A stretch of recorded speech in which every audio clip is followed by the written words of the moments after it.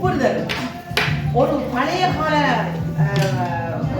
சிட்டுக்கள் போல சிரித்து விளையாடி எங்கள் கவலைகளை மறந்து நாங்கள் நன்றாக வாழ வேண்டும் என்பதற்காகத்தான் இந்த ஒரு மகிழ்ச்சியான ஒரு நிகழ்வாகத்தான் இந்த நிகழ்வு தொடங்கி. இந்த ஆண்டு நாங்கள் என்னென்ன நிகழ்வுகள் செய்தோம், அடுத்த ஆண்டு என்னென்ன செய்ய போகிறோம், அந்த நிகழ்வுகளிலே உங்களுடைய அபிப்பிராயம் என்ன, நீங்கள் என்ன மாதிரி பங்களிப்பு செய்ய போகிறீர்கள் என்ற விஷயங்களை எல்லாம் தலைவி வாசி உங்களோடு கலந்துரையாடல் செய்வார்.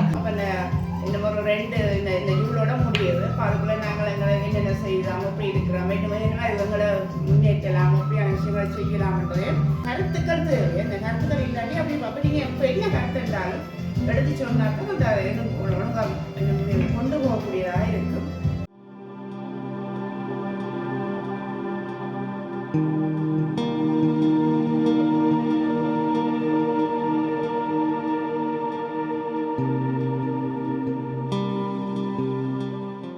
அமெரிக்க முத்தமிழ் கழகம் ஒன்றிலே ஒரு கவிதையை படித்து அதில் அவர் சித்தி அடைந்து இந்தியாவுக்கு சென்று அந்த பட்டமளிப்பினை பெற்றுக்கொண்டார்.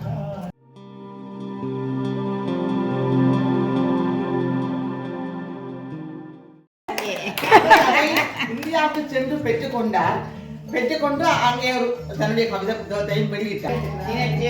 குட்டியில் வச்சு தந்ததுமே மிக சந்தோஷமா இருக்கு. நம்ம அங்கே வருவதை விட இதுல எனக்கு தெரிஞ்ச உறவுகளால் கௌரவிக்கப்படையில இன்னும் ஒரு சந்தோஷமா இருக்கு. மிக்க நன்றி. கவிதை எழுதினவர் தான் அதை படிப்பிப்பேன் வந்து படிக்கணும்னு சொல்லி இப்போ அதில் போய் 1 வருஷம் அவர்கிட்ட படிச்சுனாங்க அந்த வகுப்பு. அப்புறம் எக்ஸாம் நடந்தது, 2 தடவை எக்ஸாம், வேறு வருஷம் இப்போ கடைசியாக ஒரு எக்ஸாம் நடந்தது.